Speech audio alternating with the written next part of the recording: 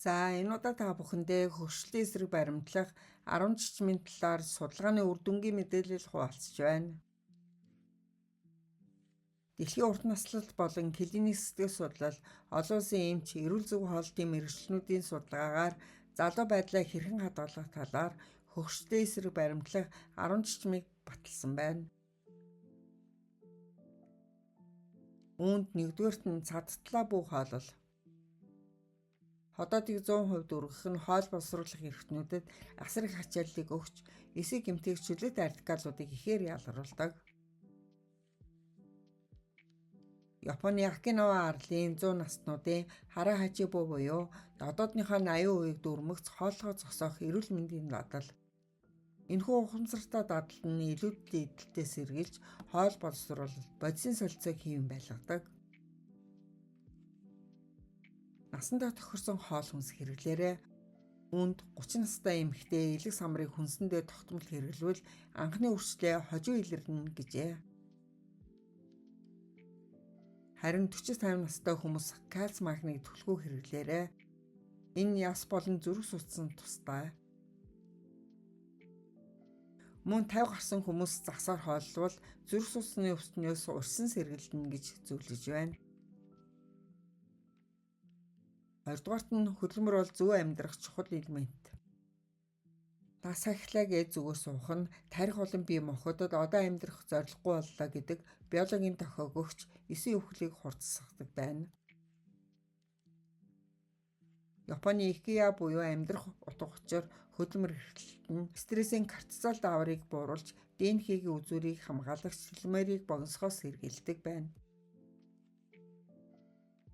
Өөртөө тохирох ямар нэгэн хөдөлмөр эрхлээрээ зарим ажил мэргэжил нь хүнийг залуу байлгадаг гэж судлаач үзсэн байна. Жишээ нь философч, зураач, лам зэрэг ажил мэргэжлүүд. Гуравдугаарт нь найз нөхдийн хүрээгээ нэмэгдүүл. Харвардын урт хугацааны судалгаагаар хүнийг урт наслуулж залуу байлгадаг гол хүчин зүйл бол гэр бүл, найз нөхдийн халуун дулаан харилцаа болохыг тогтоосон байна. Энэ нь оксицийн даврыг асааж, ДНХ-ийн теломерийг богиносгоос хамгаалдаг. Нийгмээс тусгаарлагдаж ганцаардах нь хүний биед өдөрт 15 ширхэг тамхи татсандаа тэнцэх хэмжээний сэтгэл зүйн болон биологийн хор хөнөөл үүсгдэг болохыг тогтоосон байна. Ганцаардал нь бидний сайн сайхан байдлаас гадна тарих, зүрх, бусад эрхтэнд сөргөөр нөлөөлдөг болохыг судалгаагаар тогтоожээ. Шинэ хүмүүстэй танилцах, найз нөхдийн хүрээгээ тэлэх нь хайрын давар болох окситоциныг ялгаруулж, мэдрэлийн системийг тайвшруулан эрт өвдөлтийн эсрэг бамбаа болдог. Хайр инхрийлэл бол хөгжлийн эсрэг том зэвсэг юм. Хайрлалд дурласан хүний бие махбодод ад жаргалын даавар буюу эндорфин ялгарч байдаг. Уг даавар нь дархлааны системийг бэхжүүлдэг байна. Бусдад илдэг байж инээс талархаж, байгаль цагийг өнгөрөөж, хүүхэд шиг тоглож байгаарай. Дөрөвдүгээрт нь ямар ч үед өөрийн гэсэн байр сууриа илэрхийл. Тодорхой хэмжээний мэдлэгтэй үзэл бодолтой хүн урсгалаар явдаг хүмүүсээс хэд дахин өөдрөг байдаг бөгөөд сэтгэл хямрах үзэгдэлд бага өртдөг байна. Өөрийнхөө үзэл бодлыг нууж бусдад таалагдах гэж хичээх нь бид стрессийн даавар болох кортизолыг тасралтгүй ялгаруулж, арсны калаганыг дотроос нь нураадаг. Байр сууриа тодорхой илэрхийлж сурах нь сэтгэл зүйн эрүүл мэндийг 60% хамгаалдаг. Бусдын хүлээлтэнд нийцэх гэж өөрийн сэтгэл хөдлөлийг дотроо төгжих нь дотоод эрхтнүүдийг архын хямралд оруулж, дархлааны системийг нураадаг байна. Өөрийн бодол байр сууриа зоригтой илэрхийлж сурах нь сэтгэл зүйн хил хязгаарыг бат бөх болгож, архийг стрессээ тархийг бүрэн хамгаалдаг. 5-дугаарт нь байн хөдөлж байх. Заавал хүнд бэлтгэл хийх биш, өдөр тутмын амьдралдаа тасралтгүй хөдөлгөөнтэй байх хэрэгтэй. Үүнд алхах, гэрээ цэвэрлэх, сунайх зэрэг үйл явц юм. Энэ эсийн митохондруудыг тасралтгүй цэнэглэж залуужуулдаг. Байнгын хөдөлгөөн арсны эсүүдэд хүчил өршим тэжээлийг тасралтгүй хүргэж, эсийн нөхөн төлжлийг 40% хүртэл идэвхтэй дэмждэг байна. Өдөрт ядаж 10 минут биеийн тамирын дасгал хийх нь таны амьдралыг уртасгахад тусална. Банк суугаа ажилдаа бол ширээнээсээ үе үе босож хөлөх хэрэгтэй гэж мэрэгчлэлтийн эмч зөвлөж байна. 6-дугаарт нь сэрүүн өрөөнд унтж байх. Нойр судлалын баримтаар Цельсийн 15-аас 18 градусын температурт унтдаг хүн залуугаараа байдаг нь туршилтаар нотолгдсон байна. Учир нь бие махбодын бодисын солилцоо хөрөөлөн буй орчны температураас хамааралтай байдаг. Сэрүүн орчин залуужуулагч антиоксидант гормон болох мелатонин болон өсөлтийн гормоны ялгаралтыг дээдсэхт нь хүргэдэг.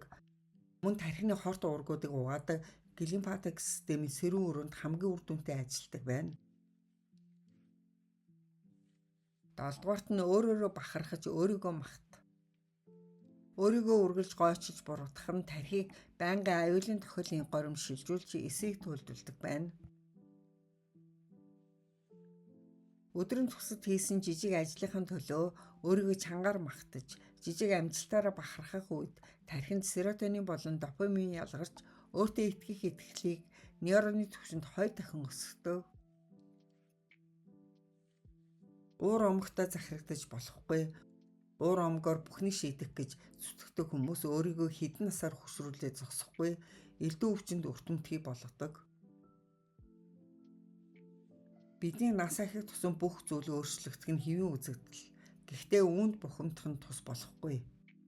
Хэрвээ бид үүнийг инээж хүлээн зөвшөөрч чадвал энэ нь аялыг хөнгөвчлөх болно. 8-дугаарт нь уурга тархиа ажилуулах. Тархинд шин сорилт өгөхгүй байх үед мэдрэлийн эсүүд идэхгүй болж хатангарчдаг байна.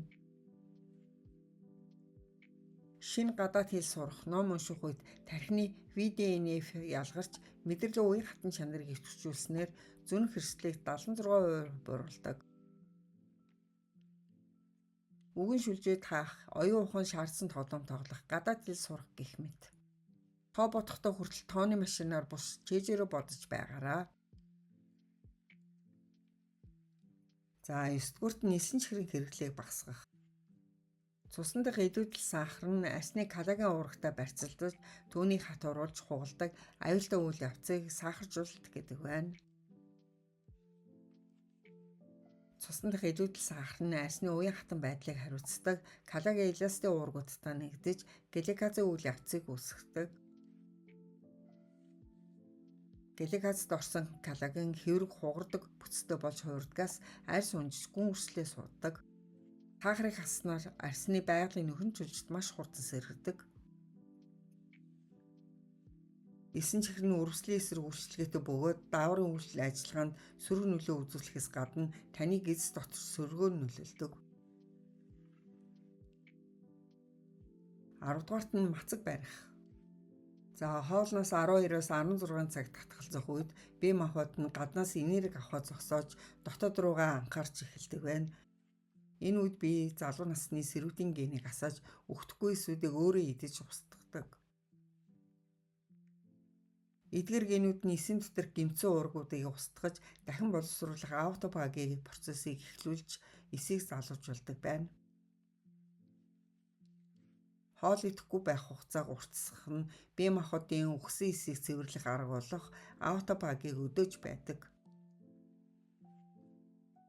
Мацаг нь бодисын солилцоог хурцсгаж биеийг залуужуулж хөгшрөлтийг удаашруулдаг. Мацаг барих үед бидний хоол боловсруулахад ашигладаг энерги нь биеийн өвчнийг эмчилж цэвэршүүлэхэд зарцуулагддаг байна. Анхааран сонсон та бүхэндээ баярлалаа.